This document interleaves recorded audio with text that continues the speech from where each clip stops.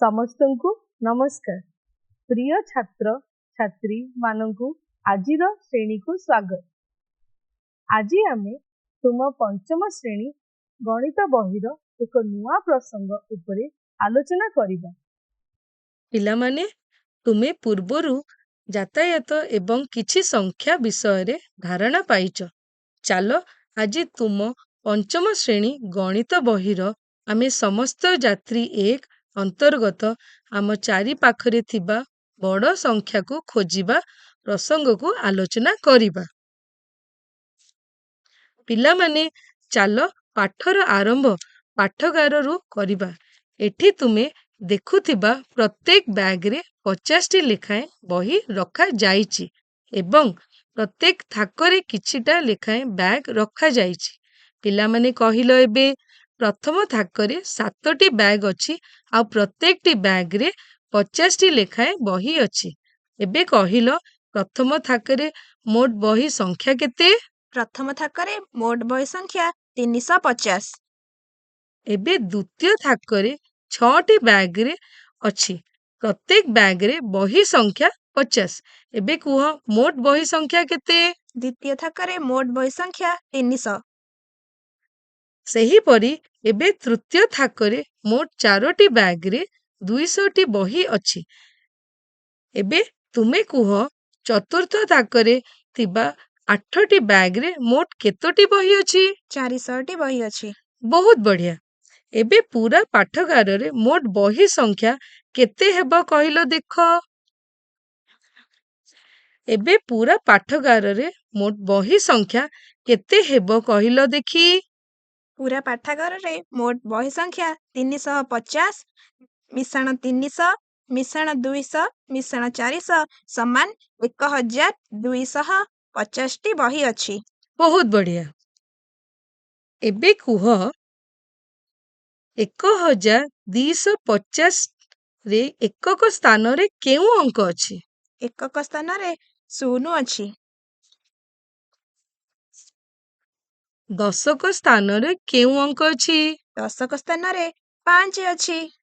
ବହୁତ ବଢିଆ ପିଲାମାନେ, ଉତ୍ତର 5 ହେବ। ଏବେ କହିଲ, ଶତକ ସ୍ଥାନରେ କେଉଁ ଅଙ୍କ ଅଛି? ଶତକ ସ୍ଥାନରେ 2 ଅଛି। ଆଉ ହଜାର ସ୍ଥାନରେ କେଉଁ ଅଙ୍କ ଅଛି? ହଜାର ସ୍ଥାନରେ 1 ଅଛି। ଏକଦମ ଠିକ ପିଲାମାନେ, ଉତ୍ତର ହେଉଛି 1। ଏବେ ଆମେ ଦେଖିଲେ 1250 ଏକ 4 ଅଙ୍କ ବିଶିଷ୍ଟ ସଂଖ୍ୟା, ଯେଉଁଥିରେ ଏକକ ସ୍ଥାନରେ 0, ଦଶକ ସ୍ଥାନରେ 5, ଶତକ ସ୍ଥାନରେ 2, ହଜାରତମ ସ୍ଥାନରେ 1 ଅଛି। ଚାଲ ଏବେ ଆଉ ଏକ ଉଦାହରଣ ଦେଖିବା। ଏଠି କିଛି ସାମଗ୍ରୀର ମୂଲ୍ୟ ଦିଆଯାଇଛି। ଏହି ସାମଗ୍ରୀର ମୂଲ୍ୟକୁ ସ୍ଥାନୀୟ ମାନ ଅନୁଯାୟୀ ଲେଖିବା। ପରିବାର ମୂଲ୍ୟ 8910 ହେଲେ ସ୍ଥାନୀୟ ମାନ ଅନୁଯାୟୀ କେଉଁ କେଉଁ ଅଙ୍କ କେଉଁ ସ୍ଥାନରେ ରହିବ ଟିକେ କୁହ?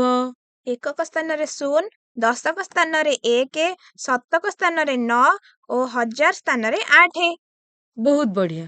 ମସଲାର ମୂଲ୍ୟ 3654। ଏବେ ଏହି ମୂଲ୍ୟକୁ ସ୍ଥାନୀୟ ମାନ ଅନୁଯାୟୀ ଲେଖ। ଏକକ ସ୍ଥାନରେ 4, ଦଶକ ସ୍ଥାନରେ 5, ଶତକ ସ୍ଥାନରେ 6 ଓ ହଜାର ସ୍ଥାନରେ 3। ସେହିପରି ଚାଉଳର ମୂଲ୍ୟ ସ୍ଥାନୀୟ ମାନ ଅନୁଯାୟୀ ଲେଖିବା। ଏକକ ସ୍ଥାନରେ 5, ଦଶକ ସ୍ଥାନରେ 7, ଶତକ ସ୍ଥାନରେ 1 ଓ ହଜାର ସ୍ଥାନରେ 9। ଡାଲିର ସ୍ଥାନୀୟ ମାନ ସେହିଭଳି ଲେଖ। ଏକକ ସ୍ଥାନରେ 3, ଦଶକ ସ୍ଥାନରେ 6, ଶତକ ସ୍ଥାନରେ 2 ଓ ହଜାର ସ୍ଥାନରେ 7। ବହୁତ ବଢିଆ। ପିଲାମାନେ, ଚାଲ ଆଉ କିଛି ପ୍ରଶ୍ନର ଉତ୍ତର ଦେବା। ସଂଖ୍ୟାର କ୍ରମକୁ ଲକ୍ଷ୍ୟ କରି ପରବର୍ତ୍ତୀ ସଂଖ୍ୟାଟି ଲେଖିବା। ଏବେ ପ୍ରଥମ ପ୍ରଶ୍ନକୁ ଦେଖିବା। 5045, 5046। ଏଠି ପ୍ରଥମ ଦୁଇଟି ସଂଖ୍ୟା ମଧ୍ୟରେ ପାର୍ଥକ୍ୟ 1 ଅଛି। ତେବେ ତୃତୀୟ ସ୍ଥାନରେ କେଉଁ ସଂଖ୍ୟାଟି ରହିବ? 5047 ଓ ତାପରେ 5048। ବହୁତ ବଢିଆ। ଦ୍ୱିତୀୟ ପ୍ରଶ୍ନଟି କ'ଣ ଦେଖୁଛ? 2020, 2025, 2030।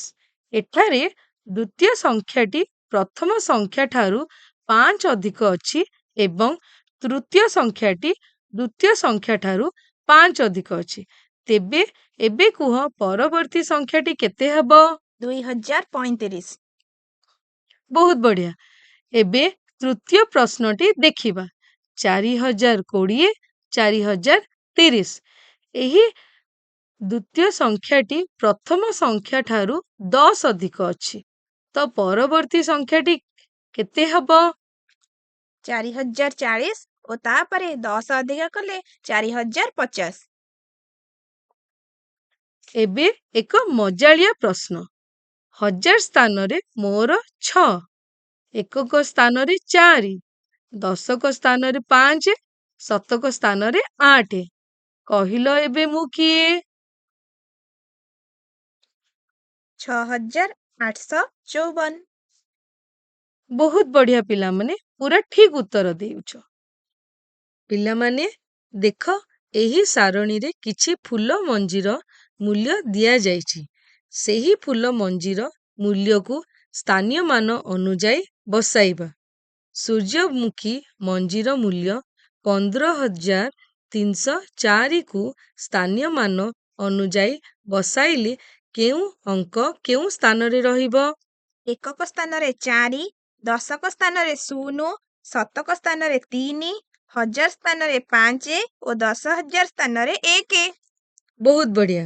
ସେହିଭଳି ସେବତୀ ମଞ୍ଜିର ମୂଲ୍ୟ 23,197। ଏହାକୁ ସ୍ଥାନୀୟ ମାନ ଅନୁସାରେ ଲେଖିବା। ଏକକ ସ୍ଥାନରେ 7, ଦଶକ ସ୍ଥାନରେ 9, ଶତକ ସ୍ଥାନରେ 1, 1000 ସ୍ଥାନରେ 3 ଓ 10,000 ସ୍ଥାନରେ 2। ଏହିଭଳି ଜିନିଆ ମଞ୍ଜିର ମୂଲ୍ୟ 42,065 ହେଲେ ଏକକ ସ୍ଥାନ 5, ଦଶକ ସ୍ଥାନରେ 6, ଶତକ ସ୍ଥାନରେ 0, 1000 ସ୍ଥାନରେ 2 ଏବଂ 10,000 ସ୍ଥାନରେ 4। ଶେଷରେ ସେହିଭଳି ଗେଣ୍ଡୁ ମଞ୍ଜିର ମୂଲ୍ୟକୁ ସ୍ଥାନୀୟ ମାନ ଅନୁଯାୟୀ ଲେଖ।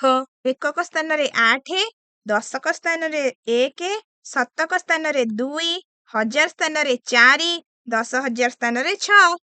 ବହୁତ ବଢିଆ ପିଲାମାନେ। ଏବେ ତୁମ ପାଳି। ଏଠି କିଛି ସଂଖ୍ୟା ଲେଖାଯାଇଛି। ଏହି ସଂଖ୍ୟାକୁ ନେଇ 5 ଅଙ୍କ ବିଶିଷ୍ଟ ସଂଖ୍ୟା ତିଆରି କର। ପିଲାମାନେ ତୁମେ ସବୁ କି ସଂଖ୍ୟା ତିଆରି କଲ କହିଲ? 56,782, 46,253, 13,567, 35,264 ଓ 76,531। ବହୁତ ବଢିଆ। ପିଲାମାନେ ନିମ୍ନରେ ଦିଆଯାଇଥିବା ସଂଖ୍ୟା ଗୁଡ଼ିକର ସ୍ଥାନୀୟ ମାନ ଲେଖିବା। 4345 ସଂଖ୍ୟାରେ 3 ର ସ୍ଥାନୀୟ ମାନ କ'ଣ ହେବ? 300। 9841 ସଂଖ୍ୟାରେ 1 ର ସ୍ଥାନୀୟ ମାନ କ'ଣ ହେବ? 1। 2556 ସଂଖ୍ୟାରେ 2 ର ସ୍ଥାନୀୟ ମାନ କ'ଣ ହେବ? 2000। 5680 ସଂଖ୍ୟାରେ 8 ର ସ୍ଥାନୀୟ ମାନ କ'ଣ ହେବ? 80 ହେବ। ଏବେ ଏକ ନୂତନ ତଥ୍ୟ ବିଷୟରେ ଚାଲ ଜାଣିବା। ପିଲାମାନେ ଦେଖ, ନିର୍ଦ୍ଦିଷ୍ଟ ସ୍ଥାନୀୟ ମାନ ପାଇଁ କିଛି ନିର୍ଦ୍ଦିଷ୍ଟ ରଙ୍ଗ ରହିଛି। ଚାଲ ସେହି ରଙ୍ଗ ସବୁକୁ ସ୍ଥାନୀୟ ମାନ ପଟି ସାହାଯ୍ୟରେ ଜାଣିବା। ଯେମିତିକି ଏକକ ସ୍ଥାନ ପାଇଁ ହଳଦିଆ ରଙ୍ଗ, ଦଶକ ସ୍ଥାନ ପାଇଁ ନୀଳ ରଙ୍ଗ, ଶତକ ସ୍ଥାନ ପାଇଁ ସବୁଜ ରଙ୍ଗ, 1000 ସ୍ଥାନ ପାଇଁ ନାଲି ରଙ୍ଗ, 10,000 ସ୍ଥାନ ପାଇଁ ଧଳା ରଙ୍ଗ ବ୍ୟବହାର କରିଥାଉ। ଏବେ ସ୍ଥାନୀୟ ମାନ ରଙ୍ଗ ଅନୁଯାୟୀ ଆବାକାଶରେ ମାଳି ଗୁଡ଼ିକୁ ରଖିବା। 4565 ସଂଖ୍ୟାକୁ ଆବାକାଶରେ ଦର୍ଶାଇଲେ ଏହାର ସ୍ଥାନରେ କ'ଣ ହେବ? ଏକକ ସ୍ଥାନରେ କେତୋଟି ହଳଦିଆ ମାଳି ରହିବ? ଏକକ ସ୍ଥାନରେ 5ଟି ହଳଦିଆ ମାଳି ରହିବ। ଦଶକ ସ୍ଥାନରେ କେତୋଟି ନୀଳମାଳି ରହିବ? ଦଶକ ସ୍ଥାନରେ 6ଟି ନୀଳମାଳି ରହିବ। ଶତକ ସ୍ଥାନରେ କେତୋଟି ସବୁଜ ମାଳି ରହିବ? ଶତକ ସ୍ଥାନରେ 5ଟି ସବୁଜ ମାଳି ରହିବ। ବହୁତ ବଢିଆ ପିଲାମାନେ। ତେବେ 1000 ସ୍ଥାନରେ କେତୋଟି ନାଲି ମାଳି ରହିବ? 1000 ସ୍ଥାନରେ 4ଟି ନାଲି ମାଳି ରହିବ। ଏବେ କୁହ 3654 ସଂଖ୍ୟାକୁ ଆବାକସରେ ଦର୍ଶାଇଲେ ଏକକ ସ୍ଥାନରେ କେତୋଟି ହଳଦିଆ ମାଳି ରହିବ? 4ଟି। ଦଶକ ସ୍ଥାନରେ କେତୋଟି ନୀଳ ମାଳି ରହିବ? 5ଟି। ଶତକ ସ୍ଥାନରେ କେତୋଟି ସବୁଜ ମାଳି ରହିବ? 6ଟି। 1000 ସ୍ଥାନରେ କେତୋଟି ନାଲି ମାଳି ରହିବ? 3ଟି। ବହୁତ ଭଲ ପିଲାମାନେ। ତେବେ କୁହ 6543 ସଂଖ୍ୟାକୁ ଆବାକସରେ କେମିତି ଦର୍ଶାଇବ? ଏକକ ସ୍ଥାନରେ 3ଟି ହଳଦିଆ ମାଳି ରଖିବା, ଦଶକ ସ୍ଥାନରେ 4ଟି ନୀଳମାଳି ରଖିବା, ଶତକ ସ୍ଥାନରେ 5ଟି ସବୁଜ ମାଳି ରଖିବା ଓ 1000 ସ୍ଥାନରେ 6ଟି ନାଲି ମାଳି ରଖିବା। ବହୁତ ବଢିଆ ପିଲାମାନେ। ଏବେ ଆମେ ଆଉ ଏକ ପ୍ରଶ୍ନର ଉତ୍ତର କରିବା। ନିମ୍ନରେ ଦିଆଯାଇଥିବା 5 ଅଙ୍କ ବିଶିଷ୍ଟ ସଂଖ୍ୟା ଗୁଡ଼ିକୁ ଅକ୍ଷରରେ ଲେଖିବା। ପ୍ରଥମ ସଂଖ୍ୟାଟି ହେଉଛି 567882। ଏହାକୁ ଆମେ ଅକ୍ଷରରେ ଲେଖିଲେ କଣ ହେବ କୁହ? 56782। ଦ୍ୱିତୀୟ ସଂଖ୍ୟାଟି ହେଉଛି 13560। ଏହି ସଂଖ୍ୟାକୁ ଅକ୍ଷରରେ ଲେଖିଲେ କଣ ହେବ କୁହ? 13560। ଠିକ୍। ତୃତୀୟ ସଂଖ୍ୟାଟି ହେଉଛି 35634। ଏହି ସଂଖ୍ୟାଟିକୁ ଅକ୍ଷରରେ ଲେଖିଲେ କଣ ହେବ କୁହ? 35634। ଚତୁର୍ଥ ସଂଖ୍ୟାଟି ହେଉଛି 86531। ଏହି ସଂଖ୍ୟାଟିକୁ ଅକ୍ଷରରେ ଲେଖିଲେ କଣ ହେବ କୁହ? 86531। ଶେଷ ସଂଖ୍ୟାଟି 45253। ଏହି ସଂଖ୍ୟାଟିକୁ ଅକ୍ଷରରେ ଲେଖିଲେ କଣ ହେବ କୁହ?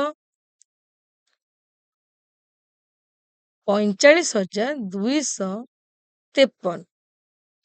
ବହୁତ ବଢିଆ ପିଲାମାନେ। ପିଲାମାନେ ତୁମେମାନେ ସବୁ ସଠିକ ଉତ୍ତର ଦେଇଛ, ସେଥିପାଇଁ ସମସ୍ତଙ୍କୁ ଧନ୍ୟବାଦ। ଖୁସିରେ ଶିଖିବା ସମସ୍ତଙ୍କର ଅଧିକାର। ନମସ୍କାର।